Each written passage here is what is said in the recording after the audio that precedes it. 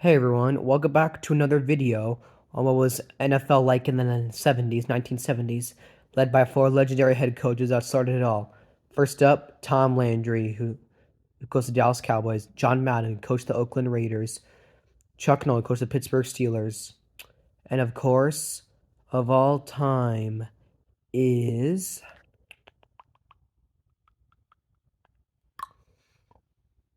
John Don Shula. I did those moments though because he's the one that started it all in the 70s. The Dolphins were a big time powerhouse. And the Super Bowl 4, it was between the Kansas City Chiefs and the Minnesota Vikings. It was in New Orleans. The score was 20-7 Kansas City. It was the Chiefs' first ever Super Bowl win over Hank Stream and his team. The quarterback led Dawson, a really good quarterback who led it off for the first and 70 Super Bowl. And then it all started when Tom Landry, a quarterback named Roger Staubach, became a quarterback for the Dallas Cowboys. He led and his great best friend, Drew Pearson, who were number 88. They all started going to the Super Bowl by defeating the San Francisco 49ers in the 1970 NFC Championship game. They played against the Baltimore Colts, top AFC team. Currently, they suffered a loss 16-13 by a missed field goal, but this is the only time in Super Bowl history. The MVP was Chuck Howley, the first ever loser to win a Super Bowl MVP. Named MVP because there's nobody else good on the team. And then he got revenge a year later when they started being an unstoppable team. The year was Super Bowl 6. It was a total blowout win. 28-3 was the score. Roger Staubach was known as Captain America, one of the best quarterbacks ever to win a Super Bowl MVP. But Dolphins started going great though, until it all started in 1972.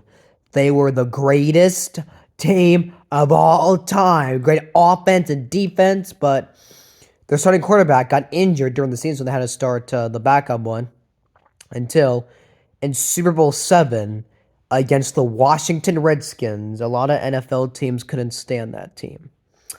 16-13 was the score. Sacked, and that's how the Dolphins became the first and only NFL team to go undefeated 16-0.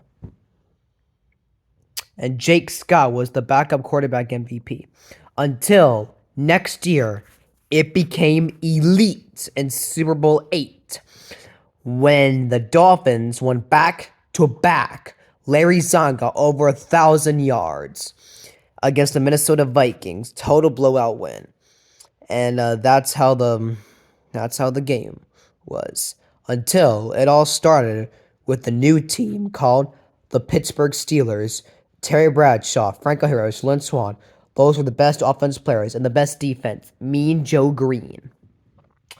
Super Bowl 9, they defeated the, again, back-to-back NFC champion Minnesota Vikings with a blowout win, 23-7. And Franco Harris was one of the first running back to win a Super Bowl MVP. And the first African-American player to win the Super Bowl MVP. All right. Super Bowl 10. It was a battle between Dallas and Pittsburgh. Roger Staubach started being elite again once he's getting older now. Super Bowl 10. It was 21-17, Jordan 18, 1976. Lynn Swann was the first receiver to win a Super Bowl MVP because he was really good. Like 6 catches and 2 touchdowns. And that's how one of the Steelers became the third team to win back-to-back Super Bowls, and all. And the other two were Green Bay and Miami. Until Super Bowl 11, when John Madden brought out some great players. Their names was Fred Biletnikoff. He was receiver. He made great catches in the Super Bowl. It should have been that quarterback. He was really good. But it was 33-17. Great win. Until it all started when Roger Staubach finally won a second Super Bowl in like 6 years. It was Super Bowl 12 when he was the first quarterback to ever win in a blowout. 24-3 was the score. But he didn't win the MVP. It was Randy White. He and the Cowboys defense played powerful the whole game. And that's how it became one of the biggest Super Bowl blowouts ever. Until it all started. The two best teams and two best quarterbacks and two greatest coaches in the duo. Roger Staubach, Drew Pearson, Terry Bradshaw, Lynn Swann, Franklin Harris, Chuck Noll, Tom Landry, Pittsburgh Steelers, Dallas Cowboys. This was Super Bowl 13, the rematch of what happened 3 years ago when those Steelers players were using steroids during that game. And then it all started with when Terry Bradshaw scored a touchdown and Roger Staubach bounced back right away. They both kept fighting and harder in that game until it was very, very, very close. It was like 21-14. Cowboys dropped the ball to make it tie the game, but they didn't get a chance to do it, so they lost.